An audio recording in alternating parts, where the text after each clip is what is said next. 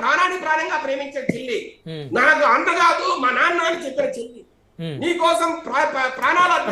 ఒక్క నిమిషం మేడా విజయశేఖర రెడ్డి గారు, ఇప్పుడు మీరు వర్రా రవీంద్రారెడ్డి మీద ఆరోపణ చేస్తారు కదా, ఒక్క నిమిషం మేడా విజయశేఖర రెడ్డి గారు. వర్రా రవీంద్రారెడ్డి వైఎస్ఆర్ కాంగ్రెస్ పార్టీ, ఆయన ఇప్పుడు ఫోన్ లైన్ అందుబాటులోకి వచ్చారు.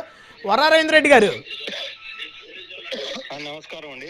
ఇప్పుడు మేడా విజయశేఖర రెడ్డి గారు వైఎస్ఆర్ కాంగ్రెస్ పార్టీ తెలుగుదేశం పార్టీ రాష్ట్ర అధికార ప్రతినిధి, వారు వైకాపా మీద విమర్శలు చేసేటువంటి క్రమంలో ఇప్పుడు భువనమ్మ గారు, చంద్రబాబు నాయుడు గారి సతీమణి భువనేశ్వర్ గారు నిన్న చేసిన వ్యాఖ్యల నేపథ్యంలో జరుగుతున్నటువంటి చర్చకు సంబంధించి వారు మిమ్మల్ని విజయశేఖర రెడ్డి గారు మీరు షర్మిల గారిని విజయమ్మ గారిని మీరు ట్రోల్ చేశారు, ఆ విధంగా వ్యాఖ్యలు చేశారంటే ఎవరు చేశారంటే వర్రా రవీంద్ర రెడ్డి గారు అని చెప్తారు. మీరేనా? నేను చేశానని చెప్పి ఆయన ఆరోపణలు చేస్తున్నారు. మేడా విజయశేఖర రెడ్డి గారు టీడీపీ రాష్ట్ర అధికార ప్రతినిధి, మీరు విజయమ్మ గారి మీద షర్మిల గారి మీద చాలా దారుణమైనటువంటి పదజాలంతో ట్రోలింగ్ చేశారు. అంటే అసలు ఒకనొక దశలో విజయమ్మకి షర్మిల అంటే పుట్టుకల మీద మీరు మాట్లాడారని ఇప్పుడు వారు మాట్లాడారు డిబేట్లో. ఇప్పుడు నాయుడు గారు అధికారంలో ఉన్నది టీడీపీ కూటమి పార్టీ, వాళ్లకు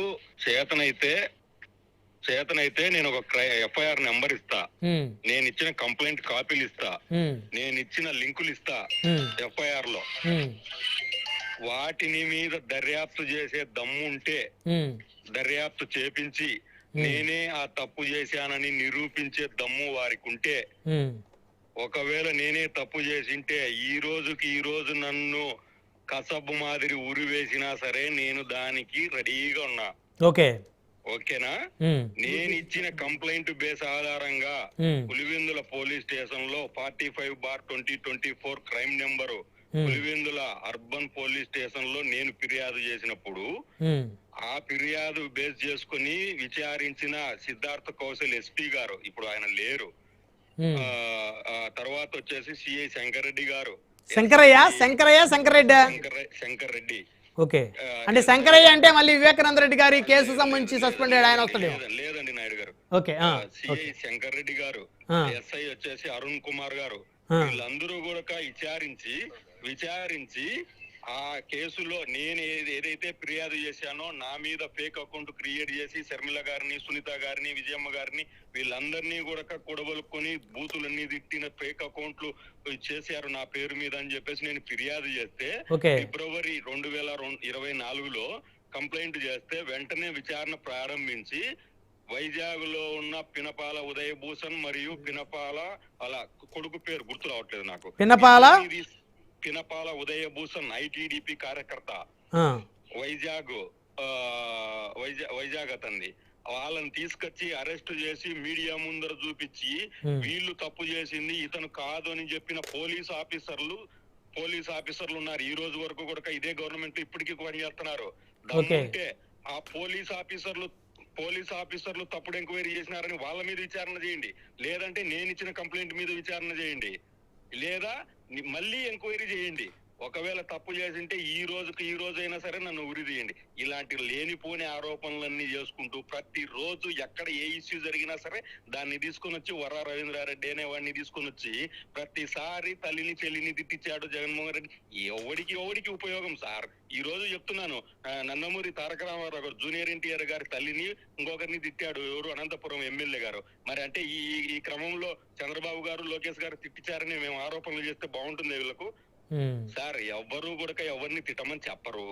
ఇది వాళ్ళు చేసిన పని నా భుజం మీద పెట్టి జగన్మోహన్ రెడ్డి గారిని తుపాకీతో కాల్చడం ఒక క్రమంలో ఎన్ని లేపారు నా మీద అబాండాలు వేసి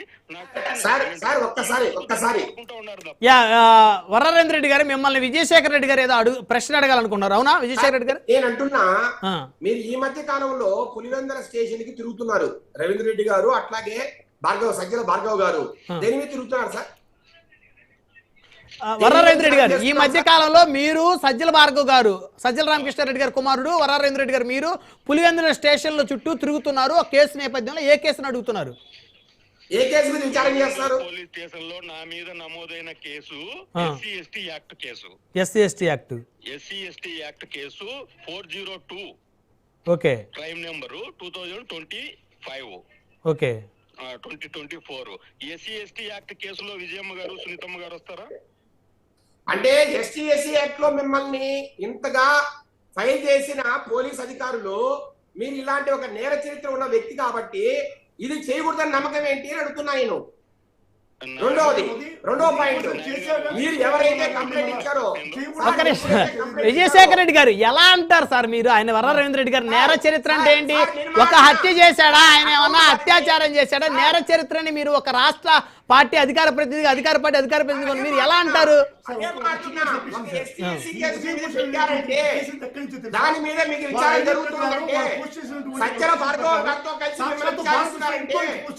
ఓకే ఓకే ఓకే నెక్స్ట్ మాట్లాడదు ఒక బ్రేక్. నాయుడు గారు నేను ఒకటి స్ట్రైట్ ఆన్సర్ చెప్తున్నాను. వీళ్ళకు చేతనైతే ప్రతిరోజు తల్లి చెల్లిని తిట్టించినాడనే మాట రాకుండా వీళ్ళ కూటమి ప్రభుత్వం అధికారంలో ఉంది. ఇప్పటికిప్పుడు నేను ఇచ్చే ఆధారాలు పెట్టుకున్నా సరే, వాళ్ళు క్రియేట్ చేసి ఇచ్చినా సరే ఎంక్వైరీ చేయించాలి. ఆ రోజు వీళ్ళకు మీకు ఎంక్వైరీ చేయించే దమ్ముందా అని అడుగుతున్నారు. విజయశేఖర రెడ్డి గారు ఇప్పుడు ఎంక్వైరీ చేయించే దమ్ముందా అని అంటున్నారు.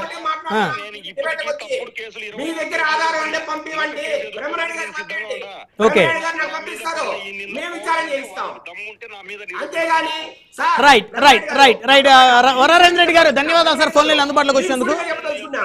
మీ గవర్నమెంట్ లో, మీ ఊరు పులివెందల్లో, మీ కాన్స్టిట్యున్సీలో మీరు ఏం చెప్పినా వినే ఎస్పీలు ఏం చెప్పినా వినే సిఐ దగ్గర మీరు కంప్లైంట్ ఇస్తే మిమ్మల్ని దోషులుగా చేస్తారా? ఇప్పుడు రాష్ట్రంలో ఉండేటువంటి పోలీసులంతా కూడా చంద్రబాబు నాయుడు గారు అదే చెప్పినట్టు వింటున్నారా? మీరు డీజీపీ చెప్పినట్టు వింటున్నారా? ఏంది పోలీసులంతా సీఎం చెప్పినట్టు చేస్తారా? ఓకే ఓకే ఓకే అండి, ఓకే క్రాస్ టాక్ వద్దు, 1 by 1 మాట్లాడదాం.